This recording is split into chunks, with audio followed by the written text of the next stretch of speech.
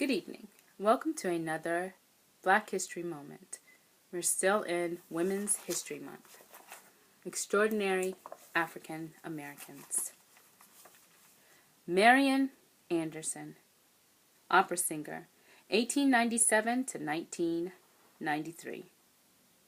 Everyone has a gift for something, even if the gift is that of being a good friend.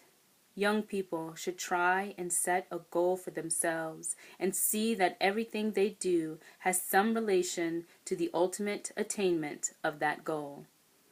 Marian Anderson.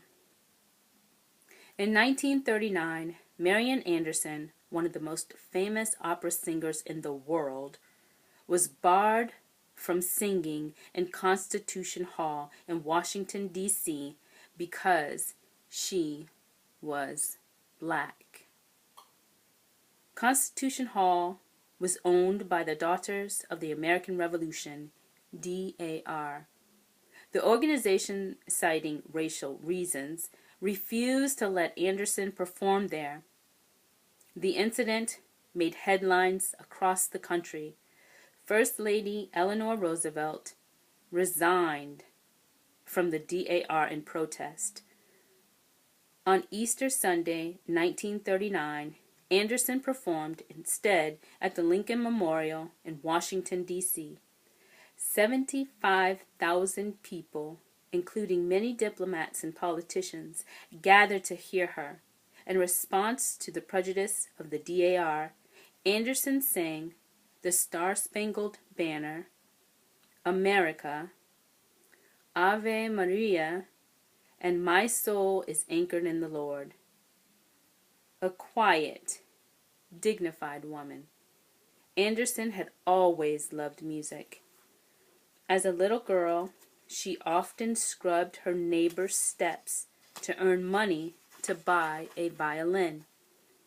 She began her music career singing in a choir at the Union Baptist Church in South Philadelphia, where she was born. Her wonderful contralto voice so impressed all who heard her that the congregation arranged for her to study with Giuseppe Bogatti, a world-famous voice teacher. Soon Anderson was singing professionally. When Anderson was 20, she was given a chance to sing at the town hall in New York City. She was ill-prepared, however, and the concert went badly. Anderson became so discouraged by this event that she came close to giving up singing. In 1925, however, she competed against other singers and won the Lewisohn Stadium Concert Award. Her success led to a concert tour and an appearance as a soloist with the New York Philharmonic Orchestra. In the following years, Anderson toured Europe, South America, Asia, and the United States. She sang to standing room-only crowds in countries throughout the world. In 1955, she became the first African American to sing at the New York Metropolitan Opera House. 2 years later, at the request of the U.S. State Department, she toured 12 Asian nations.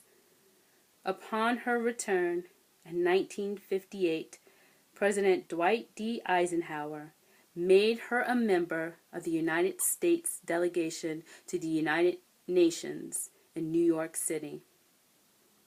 By the time she retired in 1965, Anderson had received awards from the King of Sweden, the Emperor of Japan, and the President of the United States. She had sung at the inaugurations of President Dwight D. Eisenhower and John F. Kennedy. The reaction of the music world to her talent can be summed up by the great orchestra conductor Arturo Toscanini. Anderson's, he said, is the kind of voice that is heard once in 100 years. Thank you for listening to this Black History Moment.